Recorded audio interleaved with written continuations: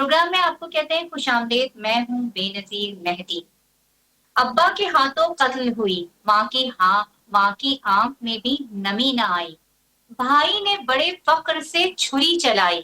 پورے گاؤں نے واہ واہ کی. لو ہو گئے تمہاری قائم غیرت کے مینار, میں مجبور بیچاری اور لاچار. غیرت کے نام پر قتل پہ جو پروگرام لاسٹ ٹائم ہم نے کیا تھا, اس کے جاتے جاتے میں نے ایک سوال چھوڑا تھا کہ جس پہ مجھے بڑا ایک اختلاف تھا وزیر اعلیٰ بلوچستان کے اس بیان پر جو انہوں نے دیا تھا اور کہا تھا کہ ان دونوں کے درمیان میں کوئی ازدواجی رشتہ نہیں تھا. اور اس کے بعد ہم نے دیکھا کہ کراچی میں ایسا واقعہ ہوا, غیرت کے نام پہ قتل پہ یا پسند کی شادی کرنے پر سالوں بعد ایک جو شادی شدہ جوڑا تھا ان کو قتل کر دیا گیا. پھر اس کے بعد ہم نے یہ دیکھا کہ راولپنڈی میں ایک ایسا ہی واقعہ ہوا, اور یہ کچھ زیادہ دنوں کی نہیں بلکہ ایک ہفتے کے اندر اندر کی بات ہے. اور اب مستونگ میں ایک افسوسناک واقعہ ہوا ہے کہ جب ایک 26 سالہ جو لڑکی تھی اور 27 سالہ لڑکا تھا, اس کو شادی کے 3 سال بعد قتل کر دیا گیا. اور افسوسناک بات یہ ہے کہ ان کے 2 بچے تھے اور لڑکی جو تھی وہ حاملہ تھی. غیرت کے نام پہ قتل, کیا ایک جب یہ پہلے جب بانو کو قتل کیا گیا تھا اور 50 لوگوں نے اس کو گولیاں ماری تھی اور جرگے میں یہ کہا گیا تھا کہ یہ جو قتل ہے یہ ٹھیک ہے, ان کو قتل کر دینا چاہیے تھا. پھر وزیر اعلیٰ بلوچستان کی ایک پریس کانفرنس ہوئی جس میں انہوں نے یہ بات کہی جو ابھی ہم آپ کو سنواتے ہیں. میں نے دیکھا ہے کہ پورے پاکستان میں سوشل میڈیا پہ یہ خبریں چل رہی ہیں کہ یہ شاید نیولی میرڈ کپل تھے. They were not newly married couple. ان کا آپس میں کوئی ازدواجی رشتہ نہیں تھا. ان کا آپس میں جو بچی تھی جو ماری گئی ہیں, جو شہید ہوئی ہیں, ان کے جو ہیں وہ 5 بچے ہیں. ان کے جو شوہر ہیں ان کا نام نور ہے. اسی طرح وہ جو آدمی مارا گیا ہے کوئی 45 سال 50 سال کے قریب اس کی ایج ہے, اس کے 4-5 بچے ہیں. They were not newly married couple. اور آپ نے سنا, اس بات کو اتنے دن بعد دوبارہ دہرانے کا مقصد یہ ہے کہ اس طرح کے بیانات اس کے فوراً بعد اگلے ہی دن ہم نے یہ دیکھا کہ مقتولہ کی ماں کا بیان سامنے آیا اور وہ تمام سوشل میڈیا اور میڈیا کی زینت بنا, جس میں وہ یہ کہتی ہوئی نظر آ رہی ہے کہ میری بیٹی کو قتل کیا گیا, بالکل صحیح قتل کیا گیا. اور پھر اس طرح کے بیانات, اس طرح کے واقعات, ایک واقعہ آتا ہے اور وہ اپنے منطقی انجام تک نہیں پہنچتا, اس کے مجرموں کو عبرتناک سزائیں نہیں دی جاتی, جس کے بعد دوسرے واقعے کو تقویت ملتی ہے. یہ سیریز تو یہی بتا رہی ہے. اور اس طرح کے واقعات جو ہیں وہ انتہائی افسوس کا مقام ہے کہ ہمارے یہاں ایک پورا قانون آئین موجود ہے, مگر کسی کے جسے کہتے ہیں کان کے اوپر کوئی جوں نہیں رینگتی. 2023 میں رپورٹ ہونے والے واقعات human right commission of Pakistan کی رپورٹ ہے, جس کے مطابق 2023 میں 490 واقعات رپورٹ ہوئے, اور اس رپورٹ میں یہ درج ہے کہ یہ وہ واقعات ہیں جو رپورٹ ہو گئے, اور کچھ واقعات ایسے ہیں کہ جو سرے سے رپورٹ ہی نہیں ہوتے. اس کے علاوہ اگر 2024 کی بات کی جائے تو تقریباً 400 سے زائد واقعات ایسے ہیں کہ جو غیرت کے نام پہ قتل کیے گئے. یعنی اگر ہم دیکھیں تو ان کی جو تعداد ہے وہ بڑھتی جا رہی ہے, اور گزشتہ ایک ہفتے کے دوران ابھی جو ہے وہ 6 سے 7 واقعات ایسے سامنے آئے ہیں. نہ جانے ایسی کتنے واقعات ہیں جو ہوتے ہیں, اور ہم بیٹھتے ہیں, پروگرام کرتے ہیں, یا کوئی سیمینار میں یا کسی سوشل میڈیا پلیٹ فارم پر بیٹھ کر صرف بات ہوتی ہے, سول سوسائٹی سے بات کرتی ہے, تقریریں کرتی ہے, اور اس کے بعد بس سب خاموش ہو جاتا ہے. کہیں انویسٹیگیشن, کہیں قاتلوں کو سزا ہوتی ہوئی نظر نہیں آتی. حالانکہ 2016 میں قانون بنایا گیا تھا جسے اینٹی آنر کلنگ ایکٹ کا نام دیا گیا تھا, جس میں یہ کہا گیا تھا کہ جو قاتل ہے اس کو مقتول کے ورثہ بھی معاف نہیں کر سکتے. مگر ہم یہ دیکھ رہے ہیں کہ مستقل غیرت کے نام پہ قتل کا جو واقعات ہیں ان میں تیزی آ رہی ہے. اس کے پیچھے کیا وجوہات ہیں؟ کیوں ہم اتنے بے حس ہو چکے ہیں, اور کیوں ہم اتنے خاموش ہیں؟ کیوں اس پر کوئی ایکشن نہیں لیا جاتا؟ صرف خبروں کی حد تک ہوتا ہے, مگر सोशल मीडिया की हद तक होता है, मगर कहीं पे ये खबर नहीं आती कि कातिल को सजा हो गई है या कातिल को फांसी पे लटका दिया गया है। ऐसा क्यों हो रहा है, ये सब हम बात करेंगे एक छोटे से ब्रेक के बाद। कहीं नहीं जाइएगा, हमारे साथ रहिएगा।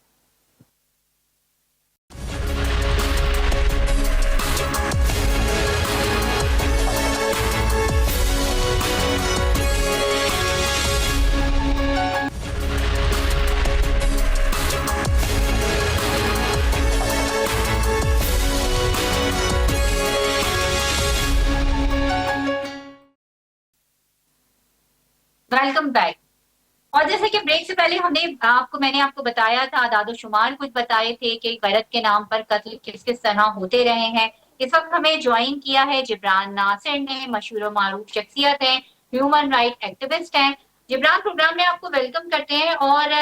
आपने देखा है कि आज भी मस्तूम में एक वाकया रिपोर्ट हुआ है और उसमें भी एक 26 साल लड़की और 27 साल लड़के को जो है वो मार दिया गया। घर पे बुलाकर पसंद की शादी करने पे भाइयों ने दावत की और उसके बाद उन्हें मौत के घाट उतार दिया गया। इससे पहले एक इबरतनाक वाकया हमारे सामने आया था कि जब जिरगे ने एक फैसला दिया था और 50 लोगों ने एक लड़की को और एक मर्द को गोलियों का निशाना बनाया था। कराची और रावलपिंडी में भी ऐसे वाकयात हुए। कुछ एक हफ्ते के दौरान 6 से 7 वाकयात रिपोर्ट हो चुके हुए हैं। ऐसे वाकयात की गूंज तो बहुत सुनाई देती है, मगर जब कोई ये बहुत कम सुनने के लिए मिलता है जिब्रान के ऐसे लोगों को सजा हुई है, कोई इबरत का निशान बनाया गया है। और मुझे ऐसा लगता है कि उन्हें सजा नहीं होती या वो मंतकी अंजाम तक उस तरीके से नहीं पहुंच पाते जिस तरह पहुंचना चाहिए, जैसे वो डिजर्व करते हैं, तो एक वाकया दूसरे वाकये को तकवीत देता है। देखिए, अभी थोड़े अरसे पहले जो डेगरी का वाकया हमारे सामने आया और वो वायरल होने के बाद हरकत में आ गई रियासत, और रियासत हरकत में आने के बाद तमाम तर लोगों को गिरफ्तार कर लिया गया। उस कबीले के सरदार को भी गिरफ्तार कर लिया गया। अब सोचने की बात है कि जब ये खबर आम हुई है कि कबीले के सरदार को गिरफ्तार कर लिया गया है, तो मस्तूम में जो लोग थे उनको किसी किस्म का तो खौफदारी होना चाहिए था, या किसी किस्म का एहसास नदामत होना चाहिए था, या किसी किस्म का एक एहसास जुर्म होना चाहिए था कि जो हम करने जा रहे हैं ये कानून की खिलाफ वर्जी है। देखो वजीर आजम क्या कह रहा है, देखो चीफ मिनिस्टर क्या कह रहा है, देखो सारी सिविल सोसाइटी और मीडिया क्या कह रहा है। क्योंकि जहां भी आप सोशल मीडिया या टीवी का रुख करते हैं, आपको डेगरी का वाकया और उस पर होने वाली मजम्मत नजर आ रही थी। मगर ऐसा क्या है कि हम अब लेजिटिमेसी सीख ही नहीं करते गवर्नमेंट से, हम लेजिटिमेसी सीख ही नहीं करते कम्युनिटी से, हम लेजिटिमेसी सीख ही नहीं करते माशरे से, और हम किसी इंस्टीट्यूशन से लेजिटिमेसी सीख नहीं करते। शायद इसकी वजह यह कि अब हमने इस रियासत को, इस हुकूमत को, इसके तमाम इदारों को लेजिटिमेट मानना छोड़ दिया है। हमारे यहाँ जो साल की और हर वक्त की एक एब्सेंस है रिट ऑफ स्टेट की, जो एक एब्सेंस है रूल ऑफ लॉ की, जो कि एक सिस्टम है करप्शन का, पेट्रनेज का, जहाँ सिलेक्टिव जस्टिस होती है, जहाँ लोग इवेंचुअली छूट जाते हैं, या चूंकि सिस्टम डिलेजिटिमाइज हो चुका है अक्सर मुजरिमों को छोड़ के और बेकसूरों को सजा देके, तो लोगों ने अब पैरेलल जस्टिस सिस्टम्स बनाना शुरू कर दिए हैं। लोग उनके अंदर जो है वो फौकियत जानते हैं, लोग उनको मोतबर जानते हैं, और लोग कहते हैं कि जी पाकिस्तान का आइन तो कुछ भी नहीं है, इसके साथ कभी भी कोई भी आके खिलवाड़ कर लेता है। हमारे लिए जो कानून है वो हमारी अपनी कस्टम्स है, हमारी अपनी रवायत है, हमारे अपने कबीले का कानून है, कम से कम इसको कोई आके मस नहीं करके जा सकता, इसकी हम हिफाजत करेंगे और इसके तहत हम एक्ट करेंगे। तो ये जो पैरेलल सिस्टम्स ऑफ जस्टिस बने हैं इस मुल्क में, ये एक एब्जेक्ट फेलियर है स्टेट का कि उसने अपनी रिट स्टैब्लिश नहीं की। अच्छा, अब अक्सर जब रिट ऑफ स्टेट की बात होती है तो साथ में मोनोपोली ऑफ वायलेंस की बात होती है। अच्छा, मोनोपोली ऑफ वायलेंस से तो ये मुराद लेनी चाहिए कि किसी भी और शख्स को कानून अपने हाथ में लेने की इजाजत नहीं होगी और वो ताकत का इस्तेमाल करके वायलेंस परपेचुएट नहीं करेगा दूसरे शहरियों के खिलाफ। हमारे यहाँ मोनोपोली ऑफ वायलेंस की मुराद रियासत ये लेती है कि जो सबसे ज्यादा वायलेंस करता है उसकी मोनोपोली ऑफ वायलेंस है, इसलिए रियासत सिर्फ वायलेंस के अंदर ही दिलचस्पी लेती है, बजाय इसके कि जो बाकी वायलेंस हो रहा है उसको रोका जाए।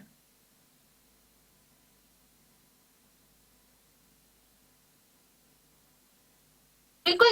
देखिए, अब आपने कहा कि कबीले के सरदार को गिरफ्तार कर लिया गया, और जब हमने वो वाकया देखा था कि जब एक मक्तल गांव में ले जाकर उसको बानों को गोलियां मारी गई थी और उसके साथ जो था उनको गोलियों का निशाना बनाया गया था। फिर उसके बाद उनकी माँ का बयान आया कि जो है मेरी बेटी के साथ जो भी हुआ वो ठीक हुआ और वो यही डिजर्व करती थी, मतलब उसका मकसद यही था। अब आपने एक बात कही जिब्रान के कबीले के सरदार को गिरफ्तार कर लिया गया, तो क्या किसी की मजाल है कि कबीले का सरदार, वो जो थाना है वो उस सरदार के अंडर होता है? اور وہ وہاں پہ اگر اس کو گرفتار کر لیا ہو گیا تو وہ تو وہاں مرغ مسلم انجوائے کر رہا ہوگا, اس کو کوئی عام قیدیوں کی طرح رکھا گیا ہوگا جس طرح پاکستان میں سسٹم ہے. دیکھیے میں ایک دوسری بات کر رہا ہوں, آپ بات کر رہی ہیں ڈیٹرنس کی کہ جبران کیا آپ اگر مجھے ہم سن مجرموں پا کو رہے ہیں؟ پھانسی دے دیں اور اگر ہم کو ہم ٹانگ دیں. جی میں آپ کو سن پا رہا ہوں, کیا آپ مجھے سن پا رہی ہیں؟ کیا آپ کو میری آواز آ رہی ہے؟ جی جی جی کنٹینیو کیجئے. کیا آپ کو میری آواز آ رہی ہے؟ جی جی مجھے آپ کی آواز آ رہی ہے جی جبران, میں دیکھیں کنٹینیو آپ کیجئے. بات کر رہی ہیں ڈیٹرنس کی, جی مجھے آپ کی آپ کا جو آواز آ رہی پوائنٹ ہے. آف ویو ہے وہ ڈیٹرنس کے حوالے سے ہے کہ اگر ہم, جی میں یہ کہنا چاہ رہا ہوں کہ آپ کا جو پوائنٹ آف ویو ہے وہ ڈیٹرنس کے حوالے سے ہے کہ اگر ہم مجرموں کو ایسی سخت سزائیں دے دیں کہ ان کو عبرت کا نشان بنا دیں, ان کو ٹانگ دیں, ان کو ڈیتھ پینلٹی دے دیں یا ان کو سولیٹری کنفائنمنٹ میں لائف امپرزمنٹ دے دیں تو شاید کوئی خوف طاری ہو جائے گا اور باقی لوگ یہ کام کرنا چھوڑ دیں گے. میں بات ڈیٹرنس کی نہیں کر رہا, میں بات لیجیٹمیسی اور کریڈیبلٹی کی کر رہا ہوں. ہمارے یہاں بہت سے ایسے کیسز ہیں جہاں آپ انسان کو ڈیتھ پینلٹی دیتے ہیں اور وہ پھانسی پہ چڑھنے کے بعد عوام کی نظر میں شہید بن جاتا ہے. تو سوال یہ پیدا ہوتا ہے کہ کیا اب عوام نے یا عوام کے ایک حصے نے پاکستان کی ریاست کو, پاکستان کی عدالتوں کو, پاکستان کے آئین کو ڈسکریڈٹ کر دیا ہے اور لیجیٹمیٹ ماننا چھوڑ دیا ہے اور وہ کسی اور پیرلل جسٹس سسٹم میں بلیو کرتے ہیں, وہ کسی اور قائد و قانون کے اپنے آپ کو پابند سمجھتے ہیں اور سمجھتے ہیں کہ یہ ہمارے لیے مقدس ہے, اس کے اوپر ہم نے چلنا ہے, اس قانون کے تحت اگر ہم صحیح کام کر رہے ہیں تو ہم فخر سے اپنا سر اٹھا کے چلیں گے اپنے معاشرے میں اور ہمیں لگے گا ہم نے اپنی غیرت بچا لی. اور پاکستان کا جو قانون ہے اس کو ہم تسلیم ہی نہیں کرتے, اس لیے اس کی نظر میں ہم بے شک مجرم ہوتے رہیں مگر اپنے گرد و نواح کی نظر کے اندر جو ہے ہم باغیرت لوگ ہیں. یہ جو ایک ڈفرنس آ گیا ہے, یہ جو ایک ڈاکوٹمی ہے, اس کو ایڈریس کرنے کی ضرورت ہے کہ ریاست کہاں فیل کر گئی, آئین کہاں فیل کر گیا, قانون کہاں فیل کر گئی, ایڈمنسٹریشن کہاں فیل کر گئی کہ ہم نے چونکہ عوام کو اونرشپ نہیں دی, اب عوام کے اندر جگہ جگہ لوگ ریاست کو اونرشپ اور ریاست کے قوانین کو اونرشپ نہیں دے رہے. اس کو صرف ڈیٹرنس کی نظر سے نہیں دیکھنا, اس کو لیجیٹمیسی اور کریڈیبلٹی کی نظر سے بھی دیکھنے کی ضرورت ہے کہ یہ پیرل سسٹم آف جسٹس کیوں 2009 کے اندر جو ہے سوات کے اندر ایک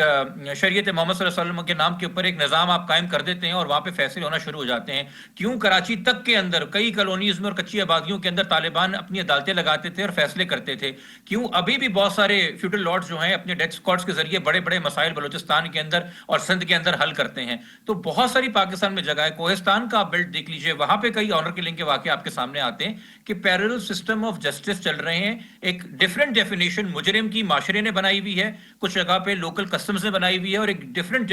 ڈیفینیشن مجرم کی اور غیرت کی جو ہے وہ قانون کے اندر ایگزسٹ کرتی ہے. اور اس فرق کو مٹانا تبھی پاسبل ہوگا جب آپ ایک ہی لاٹھی سے ہر ایک کو ہانکیں گے, جب وہ ملک کا چیف جسٹس ہو, آرمی چیف ہو, وزیر اعظم ہو یا کوئی عام آدمی ہو, اس کے اگینسٹ ایک ہی قانون اپلائی ہوگا, عدالتیں ایک ہی رویہ اختیار کریں گی, وی آئی پی کلچر آپ ختم کریں گے, تب آپ اپنے لیے کوئی کریڈیبلٹی اور لیجیٹمیسی گین کر سکیں گے. ہاں ورنہ آپ ڈیٹرنس ماڈل اپلائی کر سکتے ہیں, وہ آپ کو کرنا بھی چاہیے کہ آپ لوگوں کو پکڑیں جہاں کہیں جرم سامنے آیا ہے تو اس کو آپ سزا دیں, مگر وہ اپنے آپ میں ناکافی ہوگا.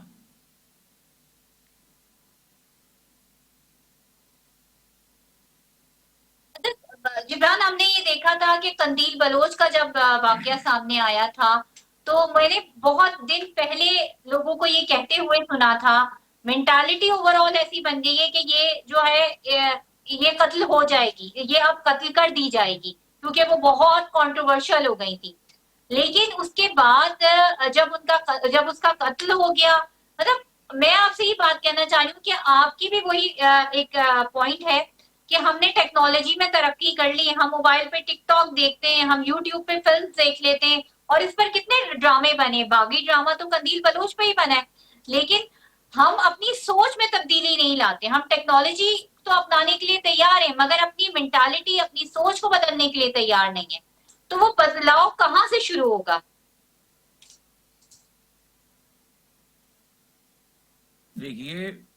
کال اور فیل میں جب تضاد رہے گا ریاست کے, تو آپ یہ بوجھ عوام پہ نہیں ڈال سکتے کہ وہ اپنے آپ کو بدلیں اور اپنے آپ کو اچھا انسان ثابت کریں.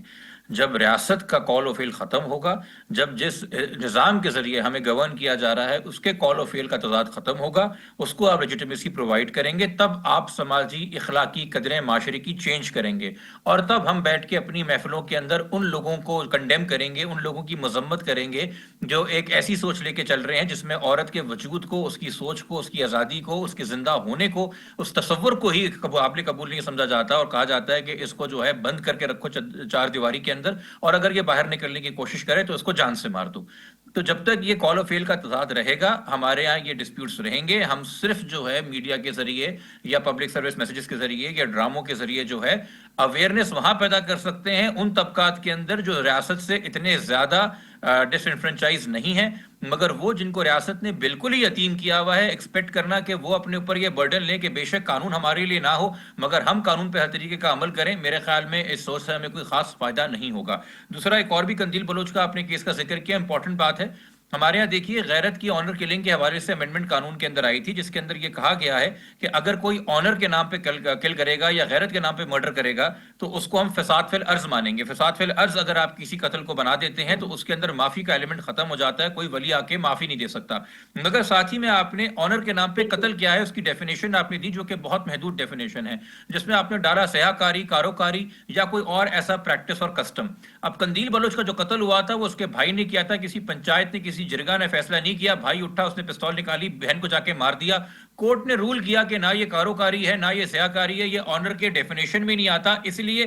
قندیل کی والدہ سے ہی قندیل کے قاتل یعنی کہ قندیل کے بھائی کے لیے معافی قبول کر کے اس کو ریلیز کر دیا گیا، اس کو ایکوٹ اور بری کر دیا گیا۔ اس کو آپ غیرت کے نام پہ قتل کے ایگزامپل تو دیتے ہیں قندیل کے کیس کو، مگر عدالت نے کیا فیصلہ کیا یہ بھی دیکھنے کی ضرورت ہے نا کہ کتنا بڑا ڈاکہ یہاں ڈالا گیا۔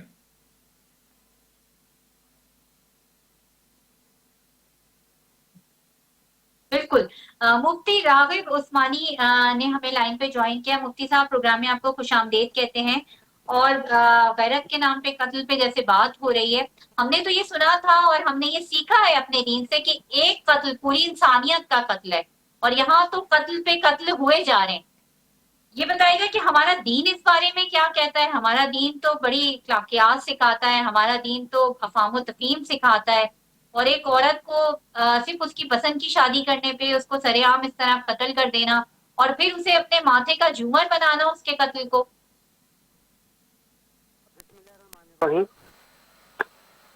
جہاں تک قتل غیرت کی بات ہے، بہت کیٹیگوریکلی میں کہوں گا کہ یہ بھی ما ورائے عدالت قتل میں سے ایک طرح کا قتل ہے، جس میں کوئی ایک فرد یا افراد کا مجموعہ، جسے ہم جرگہ کہتے ہیں یا پنچایت کہتے ہیں، وہ اس بات کا فیصلہ کر لے کہ غیر اخلاقی تعلقات کی بنیاد پہ کسی بھی خاتون یا خاتون اور مرد دونوں کو بغیر عدالت میں پیش کیے، بغیر ان کے اوپر جرم عائد کیے اور اس کے ثبوت کے انہیں خود ہی سزا سناتے ہوئے اس سزا کی ایگزیکیوشن کو عمل میں لے آیا جائے۔ شریعت میں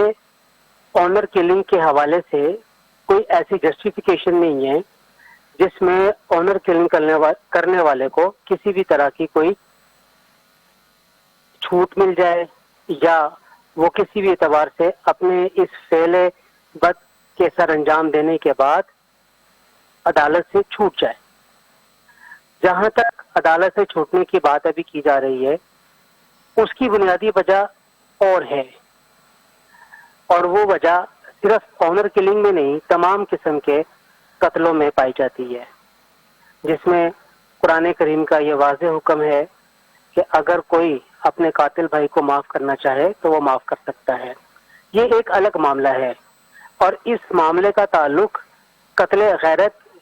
سے ہی نہیں جڑتا، بلکہ یہ تمام طرح کے قتلوں کی صورت میں سامنے آتا ہے۔ یہ ہمارا موضوع بحث نہیں ہے، ہمارا موضوع بحث ہے کہ یہ ہوتی کیوں ہے قتل غیرت۔ بنیادی طور پہ کوئی بھی فیملی، کوئی بھی خاندان اس بات کو برداشت نہیں کر پاتا کہ اس کے خاندان کی کوئی لڑکی ان کی مرضی کے بغیر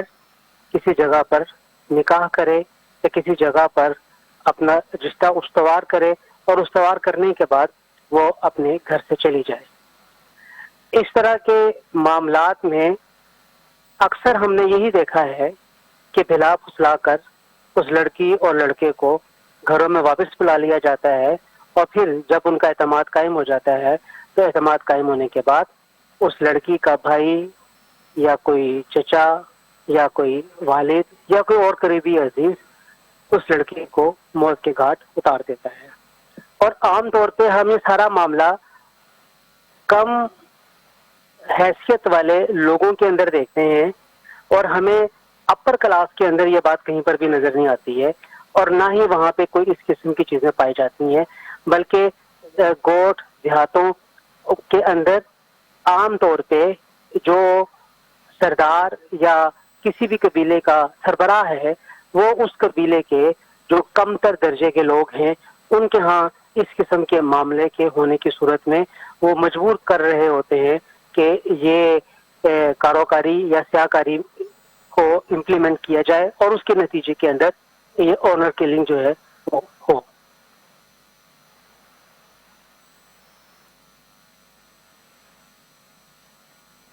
جبران،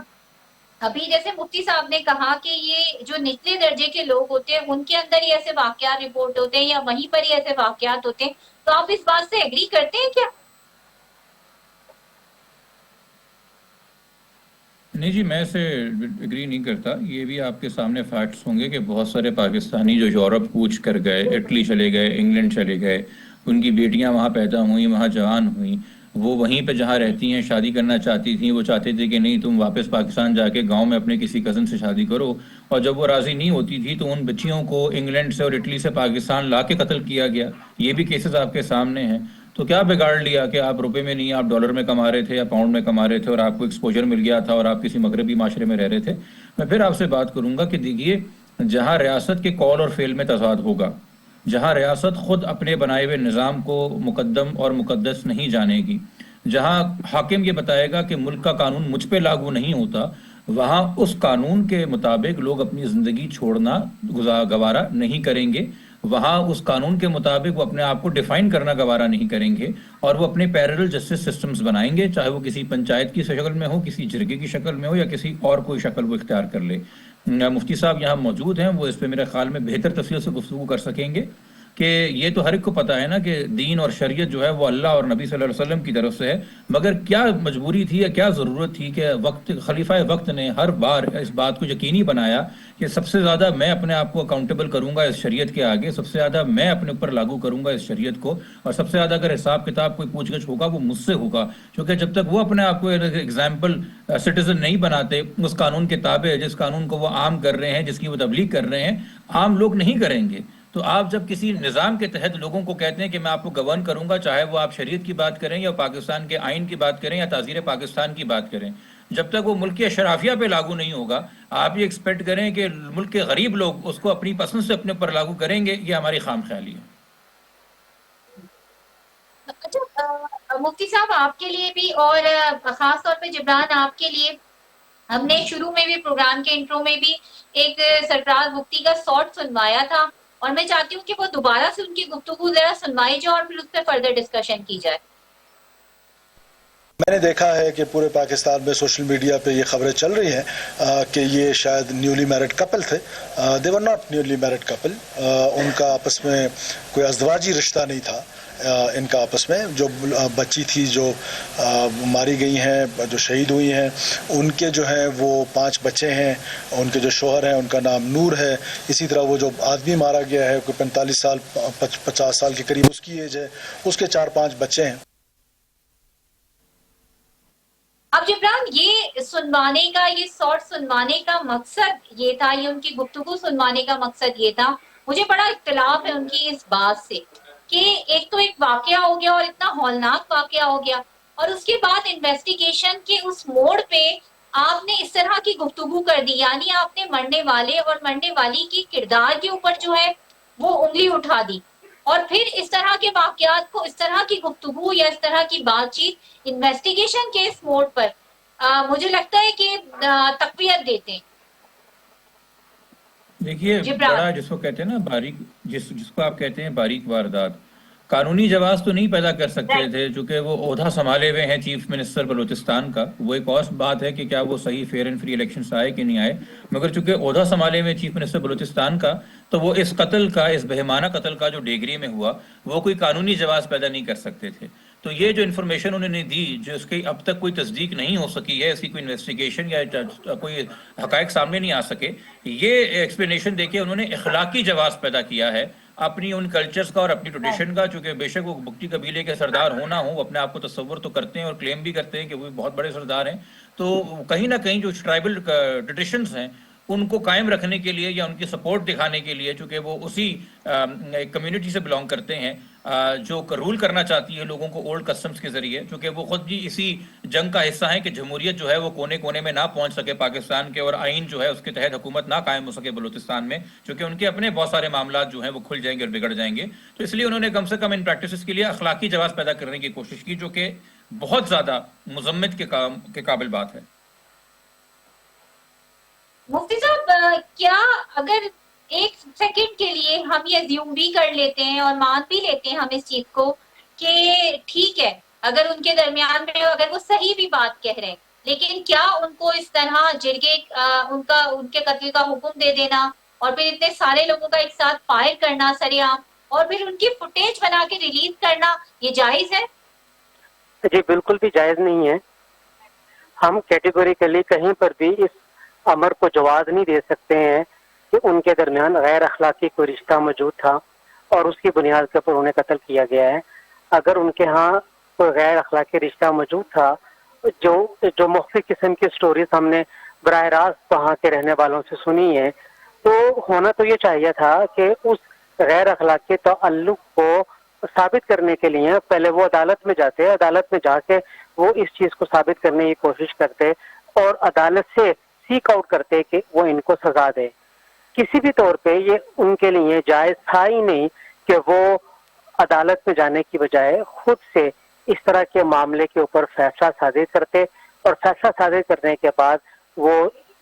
سر عام جس طریقے سے اس خاتون کو قتل کیا گیا ہے اور جس طریقے سے وہ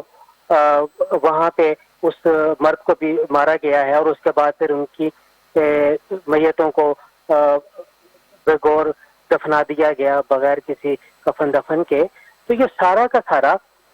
پاکستانی معاشرے کے اس المیہ کی طرف نشاندہی کر رہا ہے جس میں جب چاہیں ہم قانون کو ایک طرف رکھ کے اپنی مرضی کے مطابق فیصلے صادر کریں اور اسے ہم غیرت کی بنیاد پر قتل قرار دیتے ہوئے یہ سامنے لے کر آئیں کہ اس طرح کے قتل قبیلوں کے لیے باعث قبیلوں کے لیے یہ ان کی زندگی کا سوال ہوتا ہے, یا ان کی انا کو برقرار رکھنے کا ایک ذریعہ ہے. تو میں یہ سمجھتا ہوں اس سے نہ تو انا برقرار رہتی ہے اور نہ ہی اس سے کوئی قبیلوں کو زندگی میسر آتی ہے. اور اگر کہیں پر یہ بات سامنے آ جائے کہ واقعتاً غیر اخلاقی تعلق قائم تھا اور اس کے اوپر ثبوت بھی قائم ہو جائے, تو پھر عدالت کو یہ چاہیے کہ انہیں اس طرح کے جوڑوں کو وہ سزا دے. بالکل, عدالتیں ہی تو اپنا کام نہیں کریں. اچھا جبران, دیکھیں ایک طرف تو یہ اپنی پسند کی شادی کا اظہار کیا, یا سوشل میڈیا پہ جیسے ابھی میں نے قندیل بلوچ کا ذکر کیا, ایک اور لڑکی ابھی وہ مجھے اس کا نام ذہن میں نہیں آ رہا, ریسنٹلی واقعہ ہوا ہے جس کا گلگت سے تعلق تھا, اس کو قتل کر دیا گیا سر عام. اچھا یہ تو ایک واقعات ہے, لیکن آپ اپنے قتل کو جیسے دو قبیلوں کے درمیان میں قتل ہو جاتے ہیں اس کو بنی کہتے ہیں غالباً اس روایت کو, اور نکاح کر دیا جاتا ہے یا تو اس لڑکی سے کوئی 10 20 15 16 سال بڑے آدمی سے یا کسی چھوٹے بچے سے اس کا نکاح کر دیا جاتا ہے, اس وقت غیرت کہاں جاتی ہے؟ جب مطلب ہر طریقے سے ہی عورت کو ایک آپ اس وقت غیرت کہاں چلی جاتی ہے آپ کی, کہ جب آپ ایک اپنے قتل کو معاف کرانے کے لیے آپس میں قبیلوں کی صلح کرانے کے لیے اس وقت بھی آپ عورت ہی کو استعمال کر رہے ہوتے. دیکھیے جب آپ اس طرح کی مثالیں دیتی ہیں تو پھر یہ بات ہمارے سامنے واضح ہو جاتی ہے نا کہ جس کو ہم غیرت کہہ رہے ہیں وہ کسی قبیلے میں ایک کلیکٹیو فیلنگ نہیں ہے, بلکہ وہ صرف مردوں کی انا ہے. اور آج آپ جب اپنی کسی بچی کا کسی دوسرے سے نکاح کرتے ہیں کسی اسی روایت کے اگینسٹ, کہ جی کوئی قتل ہو گیا ہے یا کوئی نقصان ہو گیا ہے تو ہماری آپ بیٹی لے لیجئے، تو ایک طریقے سے آپ ایڈمیشن آف گلٹ کے اندر اپنی بیٹی دیتے ہیں. تو یہ تو پھر وہی ہے کہ جی ٹیکنیکلی ہم نے اپنی غیرت کو، اپنی انا کو ایک ٹھیس پہنچائی ہے کہ ہم نے سامنے والے کو اپنی بیٹی دی تھی تو ہم نے ایک طریقے سے ہار تسلیم کیا اور اپنا گلٹ تسلیم کیا ہے. تو یہ تو پھر مردوں کی انا ہے، یہ کوئی کلیکٹیو ویلیو سسٹم تو نہیں ہے جس کو آپ غیرت کہہ رہے ہیں. اس پہ آپ نے مجبور کیا ہے وہاں قبیلے کی عورتوں کو بھی. تبھی بانو کی والدہ کہتی ہیں کہ جو کچھ ہوا ہے میری بیٹی کے ساتھ وہ صحیح ہوا ہے، چونکہ ان کو بھی سکھایا گیا ہے کہ یہ تعریف ہے غیرت کی. دیکھیں ہر ایک لفظ کے ہر ایک جغرافی کے اندر، ہر ایک کلچر میں اور ہر ایک معاشرے میں الگ معنی لیے جاتے ہیں. ہم جس طرح ایک لفظ استعمال کرتے ہیں استعماری کو اکثر ہم یہ بھی کہتے ہیں کہ اس کے معنی کلونیل ہیں. کلونیل سے مراد کہ جی آپ کے اوپر یہ امپیریل پاورز جو ہیں ویسٹ کی آ کے راغب آ گئیں. مگر جو استعماری کے معنی لیے گئے اور جو لفظ انٹروڈیوس کرایا گیا علی شریعتی کی جانب سے ایران کے اندر، اس کے کہتے ہیں معنی صرف یہ نہیں تھے کہ آپ محکوم ہیں، اس کے معنی یہ تھے کہ آپ کو مینیپولیٹ کر دیا گیا ہے. آپ صرف محکوم ہی نہیں ہیں بلکہ آپ کے آئیڈیاز ہی ڈسٹارٹ کر دیے گئے ہیں. آپ کو صحیح اور غلط کی تفریق ہی مٹا دی گئی ہے. عزت نفس کیا ہوتی ہے یہ خیال ہی آپ سے لے لیا گیا ہے. ہیومن ڈگنیٹی کیا ہوتی ہے اس کی آپ کو کوئی خبر ہی نہیں ہے. تو الگ الگ جگہوں کے اوپر جیسے جیسے یہ نظام اپنے ظلم اور جبر دکھاتا ہے، لوگ اپنی اپنی میننگز آئیڈینٹیفائی کرتے ہیں. تو یہ ہمیں اس ملک کے اندر غیرت کے کیا معنی ہیں اس کو نیشنل لیول کے اوپر ری ڈیفائن کرنے کی ضرورت ہے. عزت نفس کے کیا معنی ہیں، شہری کے کیا معنی ہیں، مرد اور عورت کی تفریق سے نکل کے، چونکہ عمرانی معاہدہ ریاست کا جو ہے وہ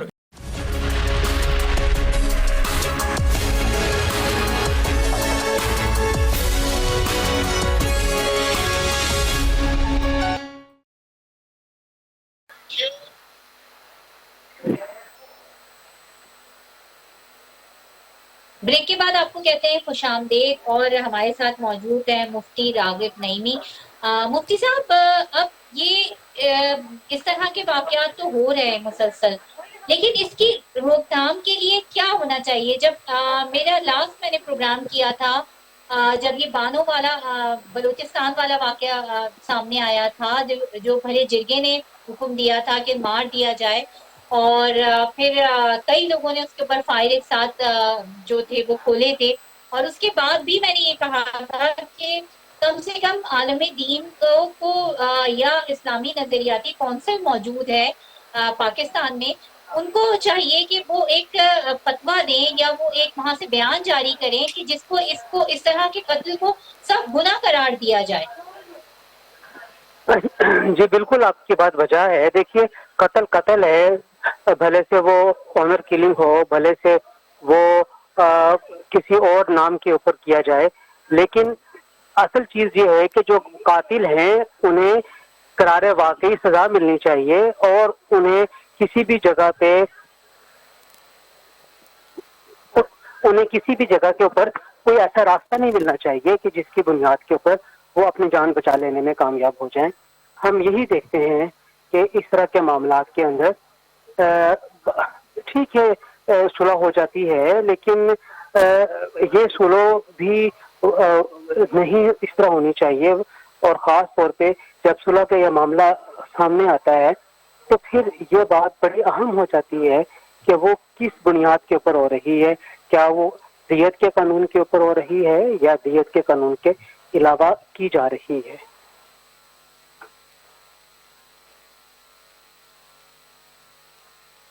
آپ کیا سمجھتے ہیں کہ ہم اپنے مذہبی پوائنٹ آف ویو سے بھی اور ایک سوسائٹی کے پوائنٹ آف ویو سے بھی اس طرح کے واقعات کی روک تھام کے لیے کیا اقدامات کر سکتے ہیں؟ فوری طور پہ کیا اقدامات کر سکتے ہیں؟ کیونکہ ہم دیکھ رہے ہیں کہ ڈے بائی ڈے جو ہے اس طرح کے واقعات میں بہت زیادہ اضافہ ہوتا جا رہا ہے. 2-3 چیزیں بڑی اہم ہیں اور فوری طور پہ ہمیں کرنا پڑیں گی. ایک چیز تو یہ کرنا پڑے گی کہ بچوں کے رشتوں کے وقت والدین کو یہ چاہیے کہ وہ اپنے بچوں سے لازمی طور پہ پوچھیں اور ان پر اپنی مرضی مسلط نہ کریں. زندگیاں بچوں نے گزارنی ہیں، نہ کہ والدین نے گزارنی ہے آئندہ آنے والی. تو اس کے لیے ضروری ہے کہ بچوں کو مکمل طور پہ اختیار دیا جائے کہ وہ اپنی مرضی سے رشتے کا انتخاب کریں اور والدین اس کو فیسیلیٹیٹ کریں. اس کا قطعاً مطلب یہ نہیں ہے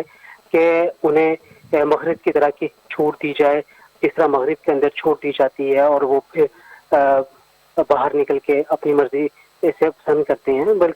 بلکہ ایک دائرہ کار کے اندر رہتے ہوئے اس طریقے کار کو اختیار کیا جا سکتا ہے. دوسری بات جو اس سے بھی زیادہ اہم ہے کہ آج جس طریقے سے سوشل میڈیا بڑی تیزی سے پنپ رہا ہے اور سوشل میڈیا کے اوپر جو رابطہ کاری ہے وہ انتہائی آسان ہو گئی ہے، خود بچوں کی اس طرح تربیت کرنے کی ضرورت ہے کہ کوئی سوشل میڈیا کا غلط استعمال نہ کریں۔ ہمیں افسوس سے کہنا پڑتا ہے کہ ہمارے معاشرے میں سوشل میڈیا کے استعمال کے اوپر نہ کوئی اس طرح کی قدغنیں ہیں جس طرح کی ہم مغرب میں دیکھتے ہیں۔ دیکھیے آسٹریلیا میں 16 سال سے کم عمر کے بچوں کے اوپر مختلف سوشل میڈیا کے پلیٹ فارم کو استعمال کرنا ممکن نہیں ہے، نہ پابندی ہے، اور پاکستان خود بھی اس قسم کا قانون سازی کرنے کی طرف جا رہا ہے کہ 16 سال سے کم عمر کے بچے کسی بھی طور پہ ایڈلٹ سوشل میڈیا استعمال نہیں کر سکیں گے۔ اور تیسری چیز، معاشرتی جو اقدار ہیں وہ بہت تیزی کے ساتھ بگڑ رہی ہیں۔ ان معاشرتی اقدار کو صحیح کرنے میں معاشرے کے جتنے بھی اسٹیک ہولڈرز ہیں ان تمام کو اپنا اپنا رول پلے کرنا پڑے گا۔ اس میں ٹیچر بھی شامل ہیں، اس میں فیملی کے بڑے بھی شامل ہیں، والدین بھی شامل ہیں، اور پھر اس کے ساتھ ساتھ جو ایک اندیکھی آنکھ کا تصور ہوا کرتا تھا ماضی کے اندر جب ہم محلوں میں اور اس طرح کے گھروں میں رہا کرتے تھے، وہ